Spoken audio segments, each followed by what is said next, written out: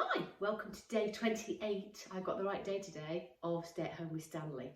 I'm absolutely over the moon. We've got like nearly 320 people on our little group. It's not a little group anymore, it's a big group. So that's really great. Lots of people sending me videos, giving some feedback on some of the things that people are doing. Oh, it's just lovely. I can't tell you, it's just making my day every time I see what little pictures. We got another new member joined today called Stanley. Gorgeous, just so many lovely dogs and so many lovely owners. So today I'm going to do a couple of exercises, but the first one we're going to start to teach your dog to do is see if we can get the dog to pivot. So we've got a little low stool here, the same one as I use when I use my paws up. If you haven't got a stool like this at home, something solid. A really solid kind of couple of good thick heavy books or something that's not going to move. You can also see I've put it on a little bathroom mat because I don't want it to move and slip and for him to obviously get hurt. Very low as well, I want it nice and low. He's only a puppy, so I don't want to put any strain on anything. But the idea of this is that as I move, eventually I want my dog to move with me, so that as I move to the right or left, the dog stays with me. A couple of you are talking about having issues where the dog's bottom isn't quite kind of aligned to you. So we'll touch on that in a minute, but this is a good way of getting the dog to start to get its back two legs to kind of come round and start to be in alignment. At the beginning, they won't be parallel to me. All I want him to do is to click every time his back end moves. His two back legs move, front paws are on the little raised platform. So let me show you how we'll do it. Come on then, Stanley. Come on then. Let's have one very lovely coat, okay? Yes, well done. So nice click for that. It's actually not a bad position. I'm going to start by luring him with some food, and I'm going to move it so his head moves like that. And then what happens is his back legs will move like that. Click the movement of those back legs. So again, same thing. I'm going to move around so we can get those back legs to move. Lovely, they moved. Again, I don't mind that they're not parallel with me yet, because we can tidy all of that up later. So let's get some nice pieces of cheese. Okay, so we'll do the same again.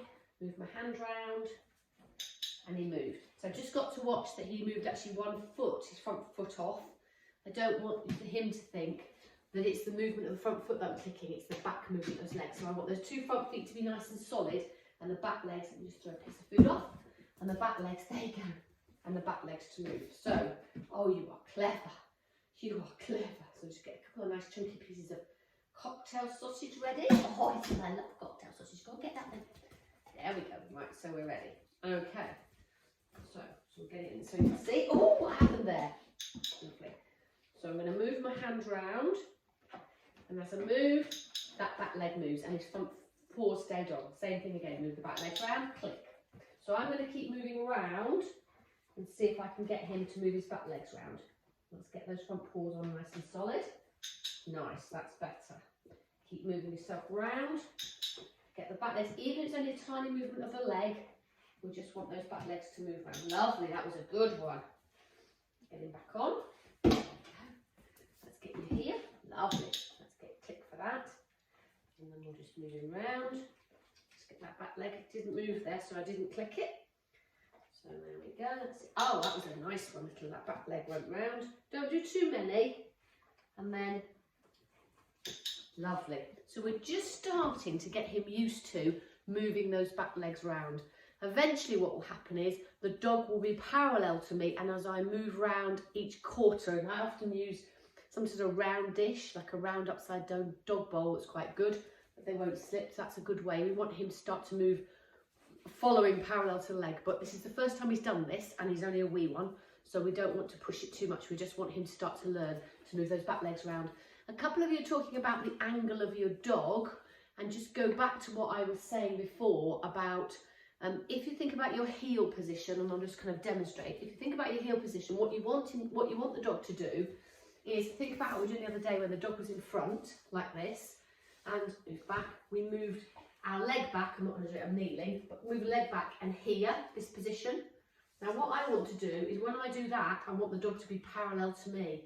So when the dog is sitting next to you, only click when the dog is parallel to you. If the dog's got a slight angle and the bottoms is out, use the wall or use the edge of your cupboard. So the dog will start to learn a little bit of muscle memory that they only get the click or the marker word when they are parallel. If they've got a slight angle to them, you won't click. So be really pedantic with it, and very quickly the dog will realise I get clicked and rewarded when I'm parallel, I get nothing when I... So you don't obviously tell them off, you're just not giving them anything if they do it wrong. So for example, let's see if I can show you with Stanley. Let's move this out of the way. Let's move this out of the way, there we go. So for example, if we were doing it with Stanley, there he is down there. What I'm trying to do is, if I want him to be in a heel position, let's come back here and show you. That's nice, click, because it's really parallel. Whereas, I didn't do a click, I said it. Whereas, let me show you again, if I got him so he came round, I'm almost going to do it on purpose. So, see there, is it a funny angle? I won't click that, because that's exactly what I don't want. Look at him, he's almost a kind of a very strange angle to my leg. So go back again and just get your position really right. So if you're doing your close one we were doing the other day, follow your leg behind you, come back again. That's a nice one. Lovely, because he's really nice and close and parallel to me. That's what I'm looking for. So be pedantic with that and you'll get a much better position where they're next to you, and just only click when he's exactly parallel. But have a little go with your pivots. Upside down bowl can work just as well, or a nice little raised bowl like that. What we're starting to get him to do is start to work out how that he leaves his front paws solid and obviously moves his back legs round. That's what you're trying to do. Obviously he's going to move his front feet, but we don't want him to come off of the raised platform. So that's a really nice little exercise. Okay, have fun with that, and we'll do a little bit of tidying your toys up in a minute and show you how we're progressing that one. Have fun. Bye.